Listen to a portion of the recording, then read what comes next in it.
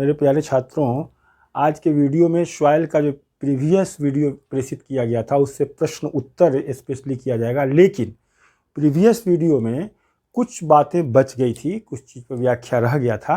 पहले उसकी व्याख्या को कर लेना है, उसके बाद कुछ प्रश्न उत्तर उसी चैप्टर्स को जो समझाया गया है उस पर किया जाएगा। उसके प्रश्न उत्तर जो आप पढ़े हैं उसी का प्रश्न उत्तर। आइए, जो बच गया था उसकी व्याख्या पहले कर लेते हैं, फिर उसके बाद क्वेश्चन आंसर किया जाता है। चैप्टर्स का नोमेनक्लेचर तो पहले भी था, फिर दोबारा लिख लिया जाए। वो है सॉइल।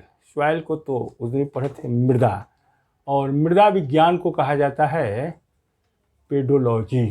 ये सारा का सारा चर्चा उस दिन हुई थी इस पर, लेकिन उसमें दो चीज़ जोनल ग्राउंड्स पर पूरे in the context of the world दो वर्गों में मृदा को बांटा गया है। उस पर चर्चा कुछ कम हुई थी, उसकी व्याख्या पहले कर दी जाए, और उसकी व्याख्या के बाद इस पूरे चैप्टर से जो महत्वपूर्ण प्रश्न बनते हैं उसकी भी व्याख्या कर दी जाएगी, और सारा का सारा चीज़ हो जाएगा। बहुत महत्वपूर्ण है। तो देखते हैं जोनल ग्राउंड्स पर जो दो क्लासिफिकेशन मृदा का किया गया है। द फर्स्ट नेम उसका है पेडाल्फर and the second name is पेडोकल्स। इसको इस तरह से कर दिया जाए तो फर्स्ट नेम जो है वो है पेडाल्फर और सेकेंड है पेडोकल्स। पेडाल्फर कह सकते हैं, पेडाल्फर सॉइल एंड पेडोकल्स सॉइल। नाम थोड़ा आपको अजूबा लगेगा। पेडाल्फर अभी तक जो आपने पढ़ा होगा अक्सर कि मिट्टी के प्रकार में मोटे तौर पर, तो आप एलुवियल सॉइल पढ़े हो, लैटराइट सॉइल पढ़े हो।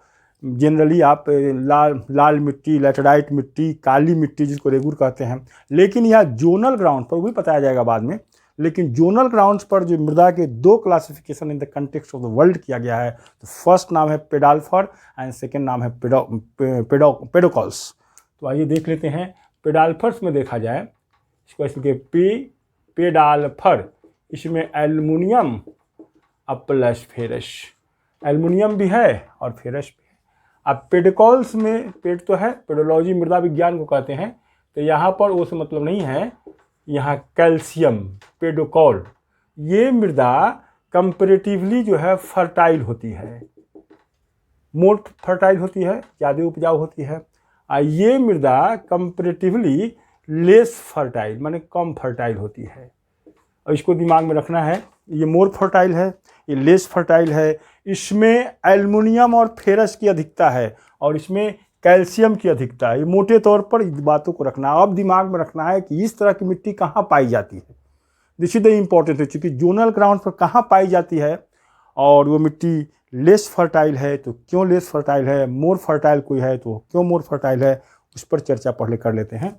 तो इसकी चर्चा चूँकि जोनल ग्राउंड्स पर करना है, तो पहले आइए पृथ्वी का इस तरह से एक चित्र बन के समझा दिया जाए। जोनल ग्राउंड को, अगर पृथ्वी स्फेरिकल बॉडी है तो यहाँ पर बीचों बीच जो रेखा है उसको क्या कहते हैं, इक्वेटर।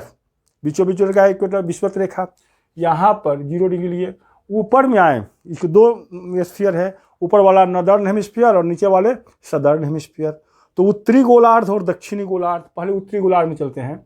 यहाँ से यहाँ तक का जो क्षेत्र, अगर 0 है तो 0 जस्ट ऊपर 1, तो नॉर्दर्न हेमिस्फीयर में यहाँ पर लिखा जाए 23.5 डिग्री नॉर्थ। और ये जो रेखा है इसको ऐसे भी हम लोग ट्रॉपिक ऑफ कैंसर कहते हैं।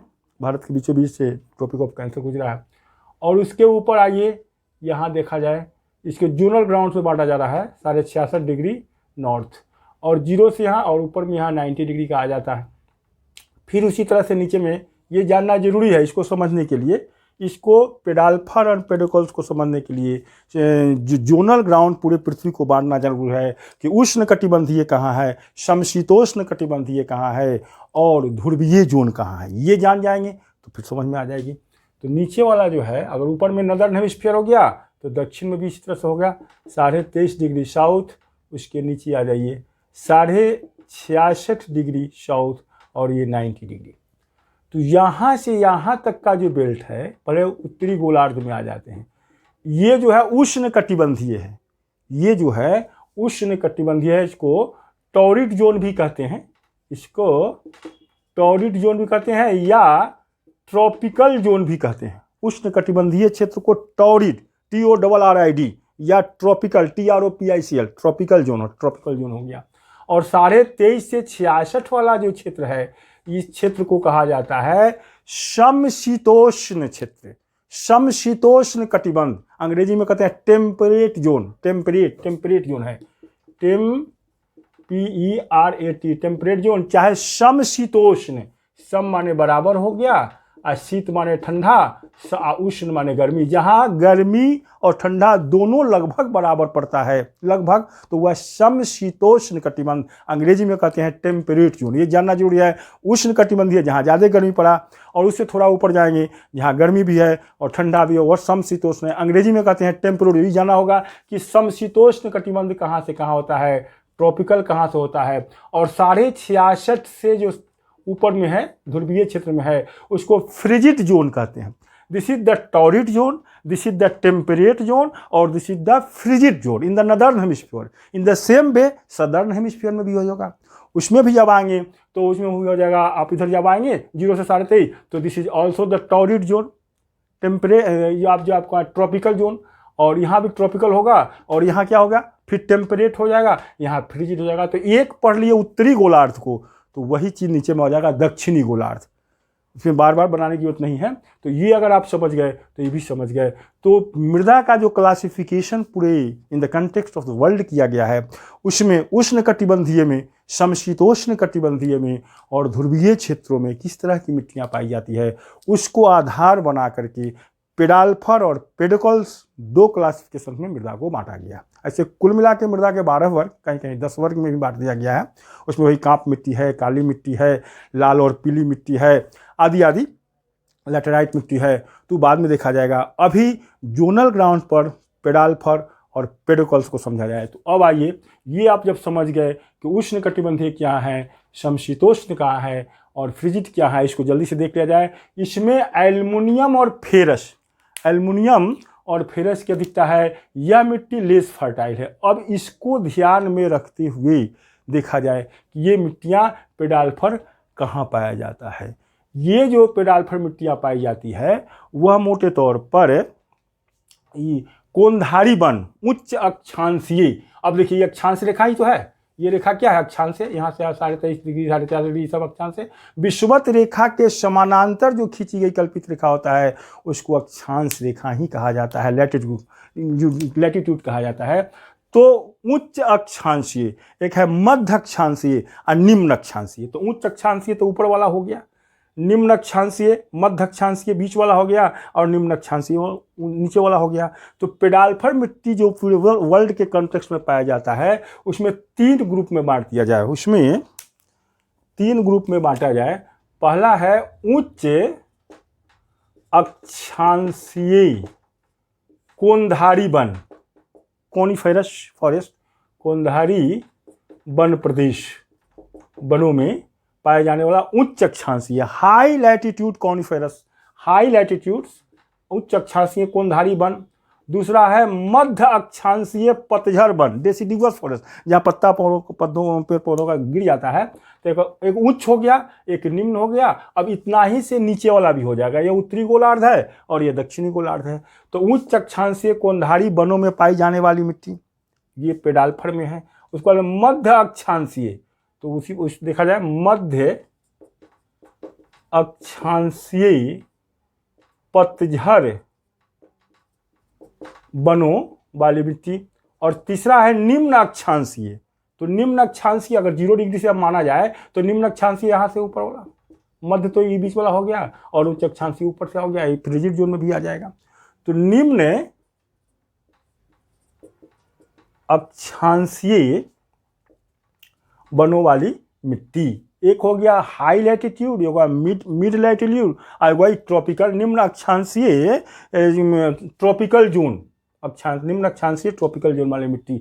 अब तीनों के बारे में आपको जानना है कि इस तरह की मिट्टी में ये जो उच्च अक्षांशीय जो होती है उसमें किस तरह का होता है, और इसमें किस तरह का होता है, और इसमें किस तरह का होता है, और क्वेश्चन आंसर में किया जाएगा, इस क्वेश्चन में क्लियर आपको हो जाएगा। तो उच्च अक्षांशीय कोंधारी वनों वाले जो हैं वो अम्लीय होती है, वहाँ की मिट्टी कैसी होती है, एसिडिक होती है, और जिसमें लाइम चूने की मात्रा कम होती है वह मिट्टी अम्लीय है, जिसमें चूने की मात्रा अधिक होती है वह मिट्टी क्षारीय होती है, उस क्वेश्चन से बताया जाएगा। तो यहाँ की मिट्टी अम्लीय होती है और ये मिट्टी जो होती है वह अनुपजाऊ है और खेती के लिए उतना उपयुक्त नहीं माना जाता है। यह ठंडे प्रदेशों का है, उच्च अक्षांश माने ऊपर वाला 66.5 से ऊपर वाला हो गया उच्च अक्षांशीय।